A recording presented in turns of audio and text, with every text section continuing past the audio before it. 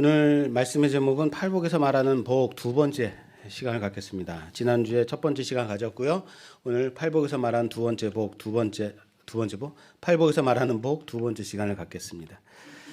지난 시간 우리가 구조적으로 이 팔복을 어떻게 이해할 것인가에 대해서 이해하는 법에 대해서 살펴봤단 말이에요. 세 가지로 살펴보기로 했는데 두 가지만 살펴봤어요. 시간상 세 번째 팔복과 팔화를 연결하는 것을 보지 못했단 말이에요. 그래서 오늘 이어서 하려고 합니다. 복과 저주, 복과 화, 이 개념은요, 유대인들에게는 매우 익숙한 개념이에요. 구약부터 아주 익숙한 개념으로 가지고 있는 것들이죠. 왜냐하면 율법 자체가 복과 저주를 말하고 있기 때문이다라는 거예요. 지키면 복받고 어기면 저주를 받는다. 이게 뭐예요? 계명이에요. 율법이기 때문인 겁니다. 율법에 익숙한 그들은 지키면 복받고 안 지키면 저주받아 익숙하죠. 율법에서는 그래서 항상 복이 있으면 그에 반한 저주가 항상 따라오는 구조를 갖게 됩니다. 율법 자체가 그래요. 복이 나오면 바로 이어서 그렇게 하지 않을 때는 이렇게 될 것이야 라고 저주가 나와요. 이것은 율법 자체가 행함의 법칙이기 때문에 그렇습니다. 행함으로 얻어지는 것이기 때문에 그렇습니다.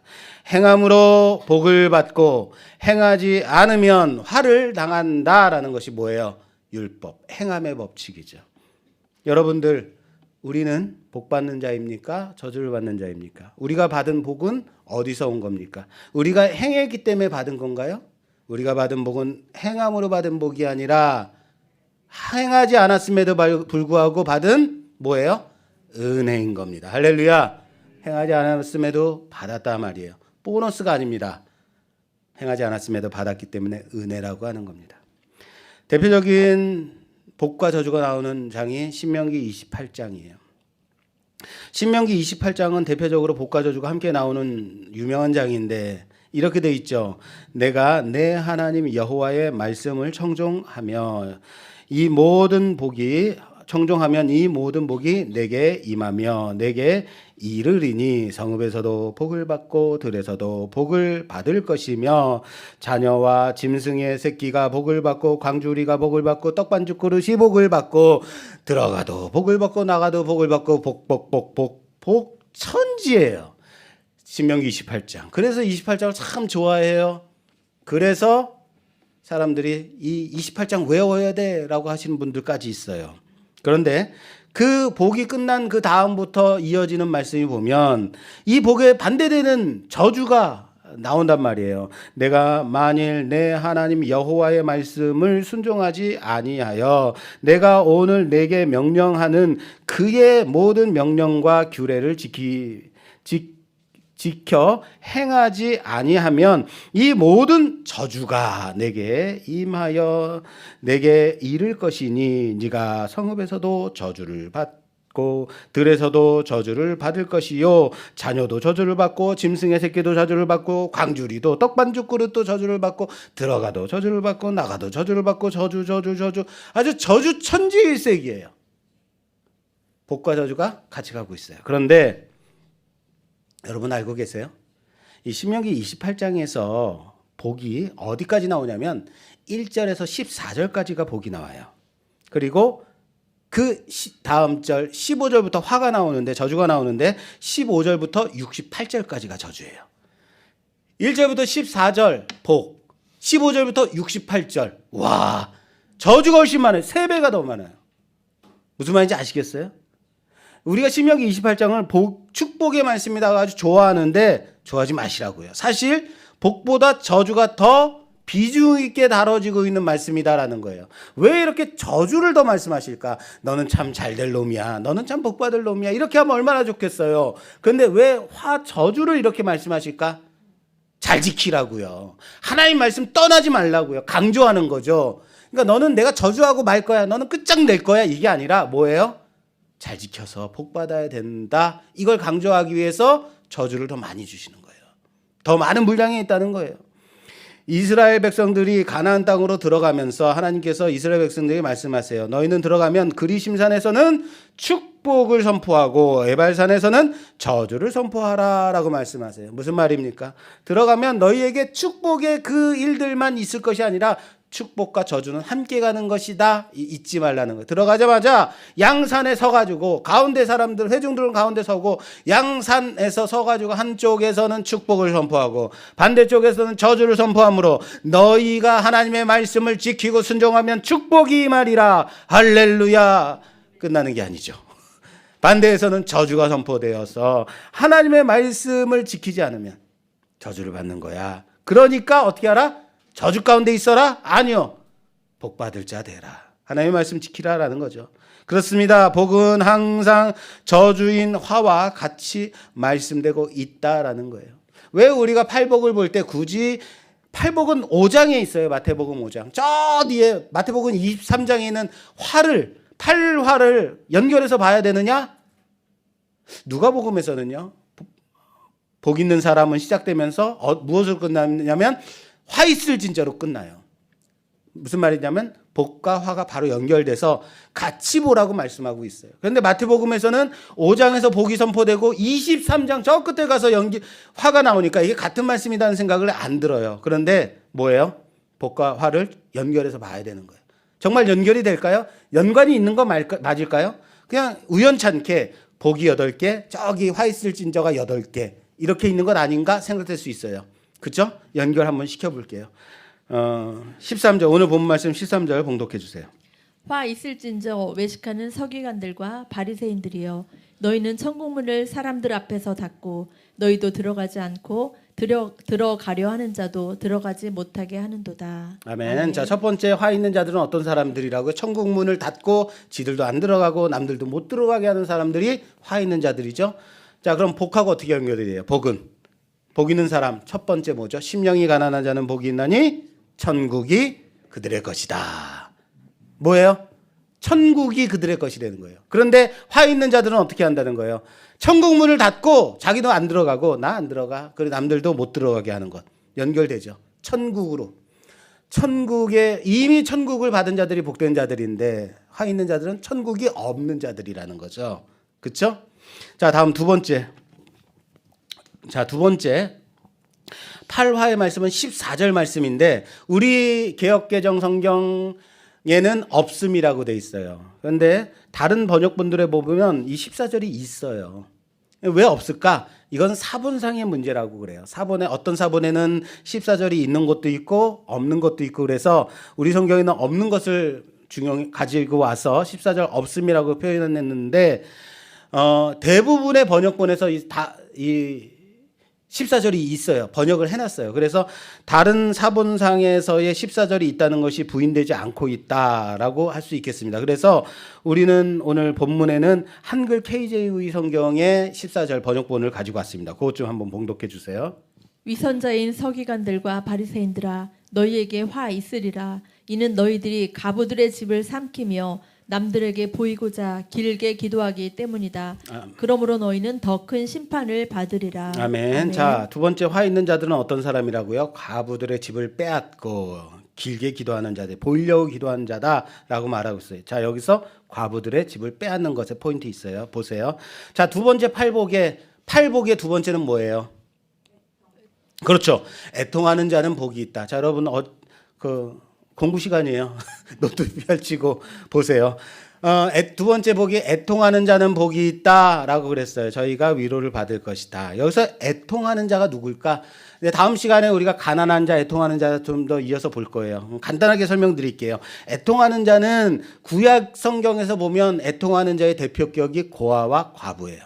고아와 과부를 가리켜서 애통하는 자, 불쌍한 자, 슬퍼하는 자라고 표현해요. 항상 그래요. 그런데 화 있는 사람들이 뭐 하는 사람들이에요? 과부의 집을 빼앗는 자들이다라고 말하고 있죠. 그렇죠? 복 있는 자는 애통하는 자는 과부와 고아들인데 그 과부의 집을 빼앗는 자, 화 있는 자들죠. 그죠? 자, 세 번째 15절 볼게요. 화 있을진저 외식하는 서기관들과 바리새인들이여 너희는 교인 한 사람을 얻기 위하여 바다와 육지를 두루 다니다가 생기면 너희보다 배나 더 지옥 자식이 되게 하는도다. 아멘. 자, 너희는 돌아다니면서 전도하는데 전도해 갖고 사람 데려오면 뭘 만든대요? 하나님의 자식, 하나님의 자녀들 만드는 게 아니라 뭐 만든대요? 지옥 자식 만든대요. 자, 그러면 세 번째 복이 뭐였죠? 온유한 자는 복이 있나니 그가 땅을 기업으로 얻을 것이다. 땅을 기업으로 얻는다라는 말 뜻이 뭐예요? 상속을 받는다는 얘기예요. 기업이잖아요. 상속을 받는다. 그러므로 세 번째의 복된 자는 어떤 사람이냐면 하나님의 상속자가 되는, 하나님의 상속자가 복 있는 자예요. 그런데 8화의 세 번째 화가 누구라고요? 지옥 자식 만드는 자, 지옥의 상속자를 만드는 자, 8화 세 번째 화이죠. 연결이 되죠. 자, 다음 네 번째 16절. 화 있을진저 눈먼 인도자여 너희가 말하되 누구든지 성전으로 맹세하면 아무 일 없거니와 성전에 금으로 맹세하면 지킬지라 하는도다. 자, 네 번째 화는 눈먼 지도자 아닙니다. 눈먼 지도자 아니에요. 네 번째는 어떤 사람이 화 있는 자래요? 그렇죠. 성전으로 맹세할 때는 그거 안 지켜도 돼. 그런데 금을 갖다 놓고 성전에 있는 금으로 맹세하면 그거는 어떻게 해야 돼? 꼭 지켜야 된다라고 말하는 거예요. 뭐예요? 네 번째 복하고 한번 연결해 볼까요? 네 번째 복. 의에 줄이고 목마른 자는 복이 있다. 어디에 목마른 거예요? 의. 하나님의 의에 목마른 자인 거예요. 하나님의 의에 목마른 자는 복이 있는데 화 있는 사람들은 어떻다고요? 성전에 관심이 없어요. 하나님의 의에 관심이 없다고요. 금에만 관심이 있는 거예요. 이 찬란한 금, 변하지 않는 금, 이게 진짜야. 여기에 두고 맹세하면 꼭 지켜야 돼. 의에 관심이 없는 자들, 물질에만 관심이 있는 자다. 화 있는 자죠. 자, 다섯 번째 23절. 화 있을진저 외식하는 서기관들과 바리새인들이여 너희가 박하와 해양과 근처의 11조는 들이되 율법에 더 중한 바 정의와 공율과 믿음은 버렸도다. 그러나 이것도 행하고 저것도 버리지 말아야 할지니라. 아멘. 자, 11조는 열심히 하는지 모르겠는데 거기에 빠져서 니네들이 정말로 해야 될 율법의 그 정신은 버렸다는 거예요. 믿음은 버렸다는 거예요. 정의를 버렸다는 거예요. 자, 다섯 번째 복이 뭐였죠? 긍휼히 여기는 자는 복이 있죠. 저희가 긍휼히 여김을 받게 될 것이다. 예. 긍휼히 여기는 자, 밖으로 드러나는 모습이 뭐예요? 이웃을 긍휼히 여길 줄 아는, 불쌍히 여기는 자들이 타인을 불쌍히 여길 줄 아는 자가 복 받는 자인 거죠. 그런데 서기관들과 바리새인들, 화 있는 자들은 어떻게 된다고요? 11조는 열심히 드리느라고 그 11조에 팔려가지고 정신을 온통 거기에 팔려서 율법에 더 중요한 바 형제 사랑을 버렸다라는 거예요. 믿음을 버렸다라는 거예요. 긍휼히 여기지도 않을 뿐만 아니라 살아가지도 않고 형제에도 없더라라는 거예요. 무슨 말인지 아시겠어요? 자, 다음 여섯 번째 25절. 화 있을진저 외식하는 서기관들과 바리새인들이여 잔과 대접에 거친 깨끗이 하되 그 안에는 탐욕과 방탕으로 가득하게 하는도다. 겉모습은 깨끗한 사람인데 안을 들여봤더니 탐욕과 방탕으로 가득 차 있어요. 여러분들 그릇을 사용할 때 겉에 깨끗하고 예쁜 그릇을 사용할 수 있어요? 아니면 그것만 봐요? 아니면 안에가 깨끗해 있는 걸 봐야 돼요? 안에가 깨끗해 있어야지 사용할 수 있는 거 아니에요? 이렇게 잔을 올렸어요. 물이 들어. 이거 누가 올렸어요 이거? 그러면 제가 먹겠어요? 못 마신단 말이에요. 근데 안에 물은 안에도 깨끗하고 물도 깨끗한 거죠. 그러니까 마실 수 있는 거죠. 그거예요. 자, 여섯 번째 복이 뭐였죠? 마음이 청결한 자. 자, 마음이 청결한 자는 복이 있어요. 이 마음이 청결한 사람은 어떻게 드러난다 그랬어요? 마음이 청결한 자는 어떻게 외적으로 드러나는 모습이? 손이, 그렇죠. 손이 깨끗한 자. 손이 깨끗한 자가 뭐라 그랬어요? 행동이 깨끗한 자라 그랬어요. 마음이 깨끗하면 밖으로 드러나는 모습도 어떻다고요? 깨끗한 자. 거룩한 행동을 한다라 그랬어요. 그렇게 드러난다. 마음이 청결해야 외적으로 드러나는 행위도 깨끗하다라는 말씀드렸잖아요. 그런데 화 있는 자들은 겉모습은 깨끗해 보이고 정결해 보이는지는 모르지만 그 안에는 탐욕과 방탕이 가득한 자다라고 하고 있어요. 그렇죠? 외식하는 자들이라는 거예요. 말 그대로 연결이 되죠. 자, 27절. 화 있을진저 외식하는 서기관들과 바리새인들이여 회칠한 무덤 같으니 겉으로는 아름답게 보이나 그 안에는 죽은 사람의 뼈와 모든 더러운 것이 가득하도다. 아멘. 자, 일곱 번째 복과 일곱 번째 화가 어떻게 연결이 되느냐? 일곱 번째 복은 어떤 거예요? 화평케 하는 자는 복이 있다. 하나님의 아들이라 불리울 것이다라는 거죠. 하나님의 아들이라고 불리우게 될 거라고요. 자, 회칠한 무덤. 일곱 번째 화는 뭐예요? 회칠한 무덤 같아서 겉으로는 아름답다고 불리워지는 거죠. 그런데 그 안에는 뭐가 있어요? 사람의 죽은 뼈와 각종 더러운 것들로 가득하다라는 거죠. 불리울 뿐이지 그 안에 청결함이 화평케함이 있다 없다. 죽음만이 가득하다라는 거예요.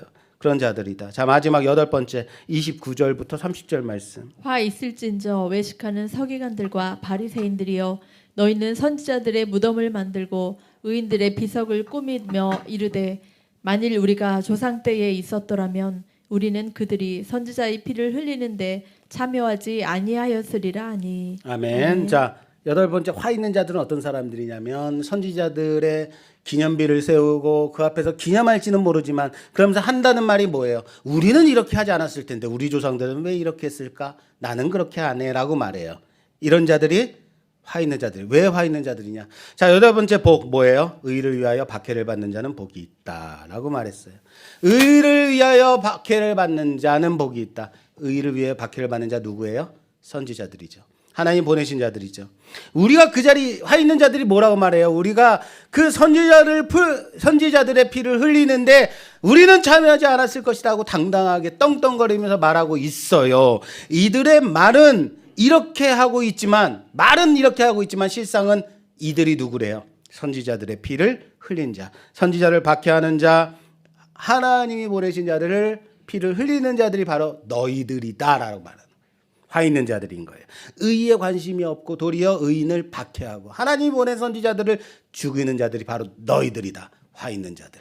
그리고 8화의 말씀이 이제 이렇게 마무리가 됩니다. 34절에서 36절 말씀이요. 그러므로 내가 너희에게 선지자들과 지혜 있는 자들과 서기관들을 보내매 너희가 그 중에서 더러는 죽이거나 십자가에 못 박고 그 중에서 더러는 너희 회당에서 채찍질하고 이 동네에서 저 동네로 따라다니며 박해하리라. 그러므로 의인 아벨의 피로부터 성전과 제단 사이에서 너희가 죽인 바라갸의 아들 사가랴의 피까지 땅 위에서 흘린 의로운 피가 다 너희에게 돌아가리라. 내가 진실로 너희에게 이르노니 이것이 다 이 세대에 돌아가리라. 아멘. 자, 8화의 마지막 말씀은 예수님께서 이렇게 말씀하시죠. 외식하는 서기관들과 바리새인들이 지금까지 너희들이 해왔던 화 있는 이유가 사실 뭐냐면 너희들은 아니라고 굳고 부인하지만 궁극적으로는 너희들이 했던 일이 바로 이거다. 뭐예요? 선지자를 죽이는 것. 모든 시대에 하나님께서 보내신 그 선지자의 피를 흘리는 일 아니었느냐. 그리고 나아가서는 그들의 모든 선지자들의 완성이신 예수 그리스도를 죽이는 일로 마무리가 된다라는 거예요. 이 시대에 그것이 이루어진다. 화 있는 자들의 결론은 뭡니까? 예수님을 죽이는 일을 하는 자들이에요. 그렇습니다. 그렇다면 우리가 팔복만 볼 것이 아니라 8화와 연결해서 본 이유가 뭐겠어요? 여러분, 우리는 복받을 자입니까? 화 있는 자들입니까? 여러분들은 복받은 자예요? 화 있는 자예요? 복받은 자이고 싶죠? 뭘 했다고 복받죠? 자, 오늘 말씀을 보니까 어때요? 어디에 다 집중이 됐어요? 행함에 있어요. 여러분들이 화 있는 자와 무엇이 달라요? 여러분 정말 다르게 그렇게 살고 있습니까? 여러분들 안에 정말 정의와 의를 위하여 또 남을 용서하고 화해하고 또 하나님의 거룩한 의를 위하여서 물질 다 버리고 그럴 수 있어요? 여러분들 정말 그렇게 살아가고 계십니까? 우리는 이 부분에 대해서 제대로 이해해야 된다고요. 팔복의 대상이 되는 사람들 누구예요? 하나님의 자녀들이죠. 그리고 팔화의 대상이 되는 자 누구예요? 서기관들과 바리새인들입니까? 이 둘의 차이가 뭐예요? 어디에 있어요? 행함의 차이에 있어요. 복 받는 자들이 무엇을 행했던가요? 복 받는 자들이 무엇을 했기 때문에 복 받은 것인가요? 잘 기억해 보세요. 아니라고요. 행함에 있지 않다고요. 여러분들 화 있는 자와 복 받는 자가 어디에 차이? 쉽게 말할게요. 여러분들이 정말 복 받을 자 맞아요? 어쩌면 화 있는 자들인 서기관들과 바리새인들 그들의 행위는 일반적으로 볼 때 더 칭찬받는 일 아니었을까요? 왜? 매일같이 새벽 예배드리고 예배마다 빠지지 않고 교사로 가르치는 자로 사역자로 열심히 그렇게 사역하고 하나님의 말씀 전하는 사람들 아니었을까요? 서기관들 뭐 하는 사람들이 하나님의 말씀 연구하는 사람들이잖아요. 이들보다 더 열심히 여러분들 연구하고 하나님의 뜻대로 살려고 몸부림치고 그럴 수 있어요? 그렇게 못 하시잖아요. 그런데 여러분들은 어떻게 복 받는 자들이에요? 그러나 화 있는 자들의 끝이 어디에 있다고요? 주님을 죽이는 자들이라고요. 그러면 나는 안 죽였으니까 그 8번째 화예요, 여러분. 여러분은 선지자들의 비석을 세워놓고 우리가 거기 있었으면 우리는 주님을 죽이지 않았을 텐데, 나는 주님을 죽이는 자리에 서 있지 않았을 텐데. 아니요. 여러분들 때문에 예수님 죽으신 거 아닌가요? 우리도 예수님을 죽인 자들 아닌가요? 우리 때문에 예수님께서 십자가를 지신 거잖아요. 그럼 여러분들 화 있는 자에 복 있는 자예요. 그럼에도 불구하고 우리가 복된 자라고 말하는 게 뭐예요? 결국 우리가 하나님께 자비와 그 긍휼과 은혜를 받는 언약의 백성, 언약의 복의 대상이 되느냐? 아니면 하나님의 무시무시한 심판과 저주의 선언 가운데 있는 대상이 되느냐는 우리 행함의 차이에 있지 않았다. 뭐예요? 우리에게 주신 예수 그리스도를 믿는 믿음 가운데 있더라라는 거예요. 여러분들의 행함으로 인하여서 여러분들이 복된 자가 된 것이 아니라고요. 행함의 법칙 가운데 있는 자들이 아니라 우리가 그럴 만한 자이기 때문이 아니라 복 받는 자이기 때문이 아니라 그 복이 준비된 게 나 때문이 아니라 우리가 예수님을 믿음으로 말미암아 예수님을 의지함으로 말미암아 예수님의 그 공로를 의지하는 자가 되었기 때문에 그 은혜라는 사실임을 믿으시기 바랍니다. 그러한 자들에게 준비되어진 복이 팔복인 거예요. 그죠? 겸손히 십자가를 붙드는 자, 그리스도 예수 안에서 죽는 자가 되기를 주님의 이름으로 부탁합니다. 자, 지금까지 우리는 팔복에 대해서, 팔복에서 말하는 복이 과연 무엇인가 구조적으로 3가지를 살펴봤어요. 첫 번째와 두 번째는 지난주 설교에 있습니다. 그래서 이 못 보신 분들은, 못 들으신 분들은 지난주 설교를 찾아보셔야 됩니다. 자, 이 3가지 구조로 볼 때 우리의 가슴이 어떻습니까? 팔복을 말하니까 가슴이 막 뛰고 두근두근 되고, 야, 빨리 팔복을 받았으면 좋겠다, 뭐 이런 느낌이 드나요? 그렇지 않더라는 거예요. 그죠? 그것이 왜 뭔지 모르니까 기대하지 않게 되기 때문이다라는 거예요. 그 복이, 팔복에서 말하는 복이 과연 무엇인지 모르기 때문에 우리는 기대하지도 않고 가슴 뛰지도 않고 그렇더라라는 거예요. 모르니까. 그렇습니다. 이런 거예요. 심령이 가난한 자는 복이 있다. 받는 복이 뭐예요? 왜냐하면 그들이 천국이 그들의 것이기 때문이다 인 거예요. 그렇게 예수님께서 말씀하시는데 여기에서 전제가 있어요. 무엇이 전제예요? 복이 뭐라고요? 천국을 소유하는 것.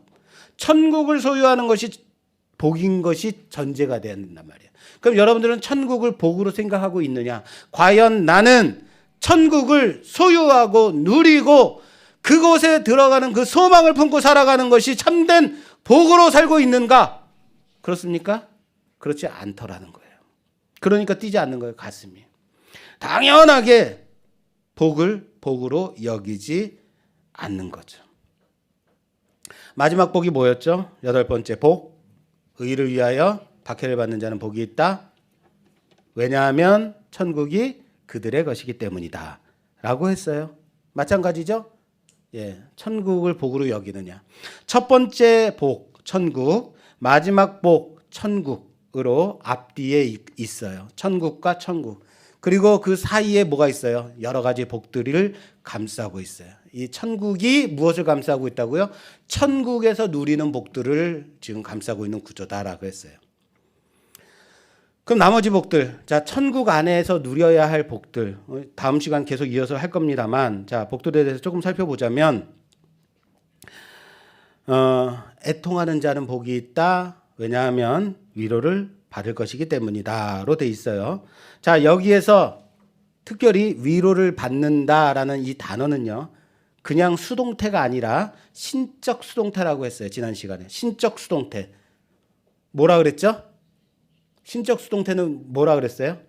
헬라어의 문법인데 신적 수동태라는 뜻은요, 위로를 받는 것에 포인트가 있는 게 아니라 그 위로를 주시는 주체에 관심이 있는 거예요. 다시 말해서 하나님이 위로를 하실 것이다. 그 하나님이 뭐다? 복이다라는 거예요. 이게 전제가 되고 있는 거예요. 이걸 뭐라고 한다고요?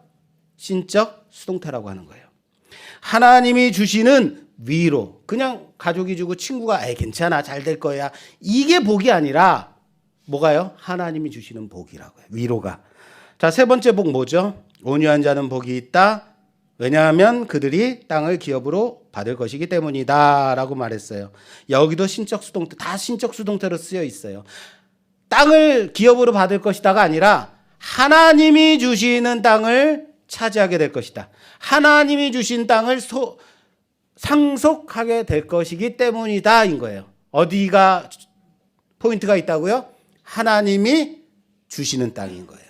그냥 땅이 아닙니다. 여러분, 면목동 땅, 강남 땅 아닙니다. 어떤 땅이? 하나님이 주시는 땅이라고요. 자, 네 번째 복 뭐예요? 의에 줄이고 목마른 자는 복이 있다. 왜냐하면 그들이 배부를 것이기 때문이다. 호텔 뷔페에 가서 먹는 것이 배부른 게 아니라고요. 그게 복이 아니라고요. 뭐예요?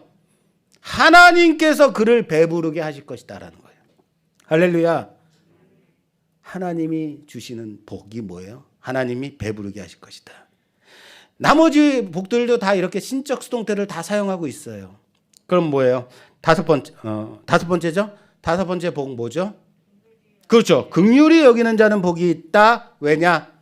그들이 긍휼히 여김을 받을 것이기 때문이다도 신적 수동태를 사용해서 하나님이 그를 불쌍히 여길 것이다. 하나님이 그를 긍휼히 여겨 주실 것이다. 라는 표현인 거예요. 하나님의 뭐가 있어요? 방점이 있다. 방점이 있다고요. 그게 전제된다고요. 하나님이 주시는 긍휼. 자, 여섯 번째 복. 마음이 청결한 자는 복이 있다. 왜냐하면 하나님을 볼 것이기 때문이다. 여기도요, 정확하게는 이렇게 해석돼야 돼요. 하나님이 그에게 자신을 보여주실 것이다. 그가 눈을 열어서 보는 게 아닙니다. 하나님이 그에게 자신을 계시하신다는, 보여주시는 거예요. 이게 복인 거예요. 자, 일곱 번째, 화평하게 하는 자는 복이 있다. 그가 하나님의 아들이라 불리우게 될 것이기 때문이다 그랬어요. 이것도 마찬가지예요. 하나님이 그를 자녀 삼으심, 하나님이 자녀로 불러주심이 주체인 거예요. 거기에 방점이 있어요. 다 여섯 가지, 첫 번째, 여덟 번째 복은 천국이고 그 사이에 있는 여섯 가지 복들이 다 어디에 중심이 있는지 아시겠어요? 다 신적 수동태를 사용하고 있어요. 왜요? 중요한 게 뭐예요? 위로예요? 긍휼히 여김이에요? 배부른 거예요? 아들로 뭐예요? 뭐라고요? 주체가 하나님이라고요. 무엇이 복이냐? 복이 뭐냐면 하나님을 가까이 함이 복이다라는 거예요. 하나님이 그를 가까이 하심이 복이라는 사실이 믿으시기 바랍니다. 따라서 합시다. 하나님이 나를 가까이 하심이 복입니다. 그걸 말하는 거예요. 복이 뭐예요? 하나님이 나를 가까이 하심. 다시 말할까요? 하나님의 하나님 되심. 내 삶 가운데 임재하시고 개입하시고 하나님과 동행하는 삶. 하나님이 나의 하나님 되심이, 그것이 복이라는 사실을 믿으시기 바랍니다. 그러면 여러분, 여기서 이제 궁금한 게 생겨야 돼요. 예, 제 설교문에는 여러분들이 궁금해한다 이렇게 쓰여 있어요. 뭘요? 왜 마태복음에서 이렇게 신적 수동태, 우리가 알지도 못하는 신적 수동태라는 것을 사용하고 있어? 그냥 하나님이 보여주실 거다, 하나님이 불러주실 거다 이러면 편하잖아요, 그죠? 하나님이 위로해 주실 거야 이렇게 쓰면 좋잖아요. 근데 마태복음에서 왜 신적 수동태를 써서 하나님의 이름을 싹 가려버렸을까? 왜 가려버렸을까? 이거 궁금해야 된다고요. 그것은 마태복음이 유대적이기 때문에 그래요. 뭐라고요? 유대인적이기 때문에 그래요. 신적 수동태를 사용하는 이유가 여기 있어요. 여러분 10계명의 제3계명이 뭐죠?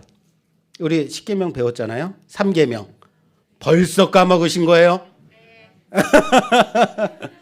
감사합니다. 그래야지 내년에 또 하지. 자, 제3계명이 하나님의 이름을 망령되이 부르지 마라 라고 그랬어요. 망령되이 부르지 마라. 헛되이 부르지 마라 그랬어요. 유대인들이 고민하기 시작했어요. 하나님의 이름을 불러야 되는데 하나님의 이름을 부르다가 내가 실수하면 어떡하지? 하나님의 이름을 부르다가 내가 혹시라도 내 마음과 상관없이 실수로 망령되이 부르면 어떡하지? 그럼 난 끝장나는 거네? 고민하기 시작했어요. 하나님의 이름을 망령되이 부르지 않을 수 있을까 고민하다가 생각해낸 방법이 이거예요. 그러면 하나님의 이름을 부르지 말자. 그러면 망령되이 부를 필요가 없잖아. 이거죠.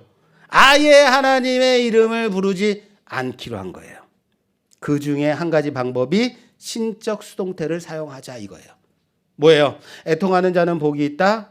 위로를 받을 것이다. 근데 여기 딱 신적 수동태를 쓰면 유대인들은 알아요. 하나님이 주시는 위로. 그렇지. 이렇게 알아요. 우리는 알아요? 몰라요? 몰라요. 신적 수동태란 것 자체가 문법에 우리에게는 없어요. 근데 그들에게는 있어요. 그러니까 위로를 받을 것이다. 하나님이 주시는 위로, 그게 복 맞아 라고 생각하는 거예요. 그러면 하나님의 이름을 부르지 않아도 되게 된 거예요. 그죠? 그래서 이 단어를 이 방식을 쓰게 된 거예요.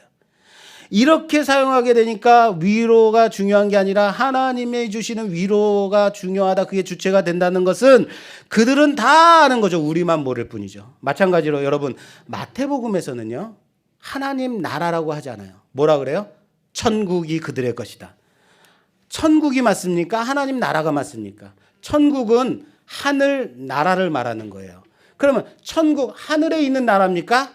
우리가 가고 싶은 게 여러분 하늘에 있는 나라 가고 싶어요? 그래서 우주선 타는 겁니까? 우리가 가고 싶은 곳이 어디예요? 하나님의 나라인 거예요. 그럼 하나님의 나라라고 부르지 왜 천국이라고 할까? 마태복음에서만 그래요. 다른 복음서에서는 하나님 나라로 돼 있어요. 왜 그럴까? 마찬가지예요. 제3계명을 지키기 위해서. 하나님이란 단어를 말하지 않기 위해서 하늘나라 하는 거예요. 하늘나라 그러면 다 하나님이 다스리시는 하나님의 나라지, 하나님의 주권이 임하는 곳이지 않은 거예요. 무슨 말인지 이해되세요? 유대인들의 습성 때문에 이렇게 된 거예요. 율법을 지키기 위해서 하나님의 이름을 망령되이 부르지 않기 위해서 하나님을 아예 안 불러. 그리고 대명사나 신적 수동태 문법을 통해서 이걸 실현해. 이거 좀 너무한 거 아닌가요?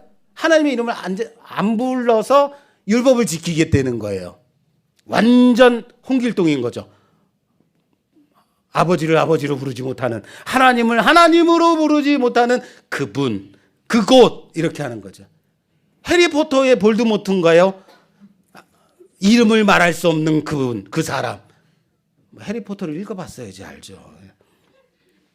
자, 여기 복에 대해서 보여지는 또 하나의 우리가 받고 싶은 교훈이 있어요.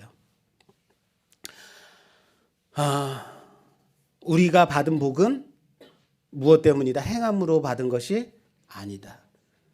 우리가 화 있는 자들에 속해 있는 자들임에도 불구하고 하나님께서 우리를 예수로 인하여서 복된 자들로 삼아주셨다라는 사실을 믿으시기 바랍니다.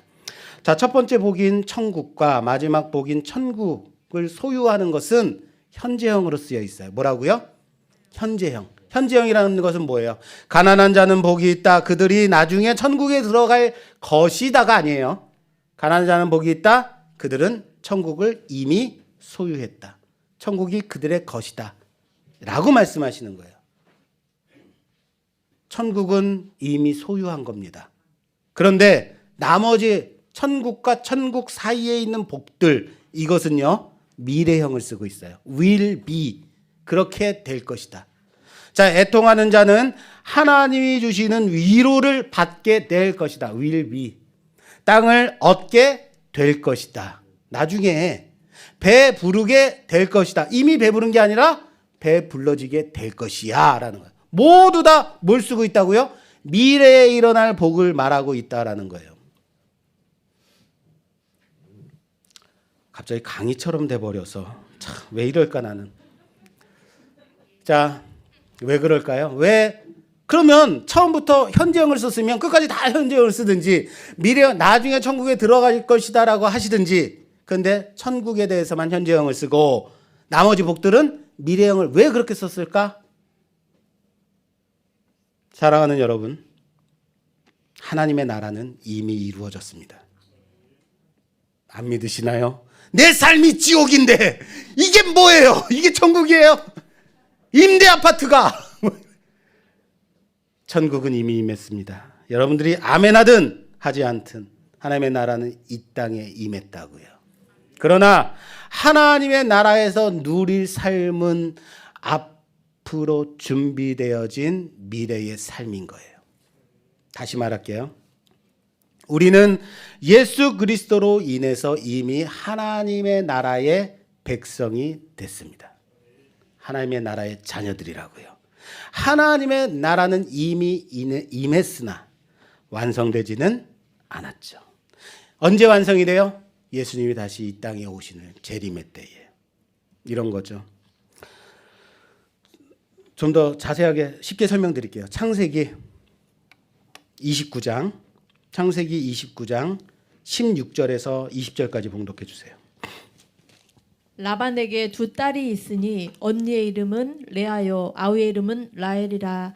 레아는 시력이 약하고 라헬은 곱고 아름다우니 야곱이 라헬을 더 사랑함으로 대답하되 내가 애삼촌의 작은 딸 라헬을 위하여 애삼촌에게 7년을 섬기리이다. 라반이 이르되 그를 내게 주는 것이 타인에게 주는 것보다 나으니 나와 함께 있으라. 야곱이 라헬을 위하여 7년 동안 라반을 섬겼으나 그를 사랑하는 까닭에 7년을 며칠같이 여겼더라. 아멘. 야곱이 라헬을 위하여 7년 동안 라반을 섬겼으나 그를 사랑하는 까닭에 7년을 며칠같이 여겼다라고 마무리돼요. 무슨 얘기입니까? 외삼촌 집에 가서 살게 된 야곱이, 외삼촌이 어느 날, 야 야곱아, 네가 우리 집에서 그냥 먹고 자고 그냥 품삯 없이 일꾼으로 일하는 것이 마땅하지 않으니까 네가 한번 네 삭슬 한번 정해봐라 라고 말해요. 그랬더니 야곱이 평소에 마음에 두고 있었던 외삼촌의 둘째 딸 라헬을 아내로 달라고 말합니다. 그 대가가 무엇이냐면 7년간 외삼촌 라반을 위해서 열심히 일하겠습니다. 대가 없이 7년 동안 일하겠습니다. 그것이 대가예요. 자, 그래서 야곱이 7년간 외삼촌 라반을 위해서 일하게 됩니다. 그런데 야곱이 라헬을 사랑하는 까닭에 7년을 며칠같이 여겼더라라고 말하고 있어요. 7년을 일해야 돼요. 그래서 7년을 일해요. 그런데 그 7년을 뭐라고 했다고요? 며칠처럼 여겼다고요. 무슨 말인지 이해되세요? 7년을 며칠처럼 살았다라고 말한다는 것은요, 라헬을 사랑하니까, 라헬하고 결혼하고 싶으니까 내가 7년만 열심히 일하면 그 다음에는 라헬은 내 아내야 라고 기뻐하며 즐거워하며 이제는 좀 있으면 내가 결혼할 수 있어 라는 그 기쁨으로 7년을 며칠 동안, 기간으로선 7년이지만 야곱은 라헬을 사랑하는 까닭에 7년 후에 결혼할 일을 이미 결혼한 것처럼 살았다는 거예요. 그 기쁨으로, 결혼의 기쁨으로, 결혼의 행복함으로 그렇게 세월을 지냈다라는 거예요. 이해되세요? 맞아요. 이해가 안 돼요. 왜 이해가 안 될까요? 우리는 결혼을 해봤더니 이게 천국이 아니더라. 이거 야곱이 결혼을 안 해봤으니까 그런 거예요. 만약에 야곱이 결혼을 해봤으면 7년, 야 이거 한 100년 되는 것 같네. 지겨워. 결혼해 본 사람은 일부에는 아주 공감하시더라고요. 이봐, 결혼해봐봐. 이거는 천국이 아니야. 지옥도 이런 지옥이 없어. 라고 다들 웃으시더라고요. 무슨 말인지 아시겠어요? 야곱이 결혼을 안 해봤기 때문에 7년을 며칠 동안 며칠처럼 생각했을지 모르지만 저는요 아직도 천국으로 살고 있습니다. 솔직히 아직도 여전히 천국으로 살 겁니다. 저를 이상하게 생각하지 마세요. 여러분들이 결혼은 행복이 아니다 뭐 이렇게 생각하시는 거고요. 무슨 말입니까?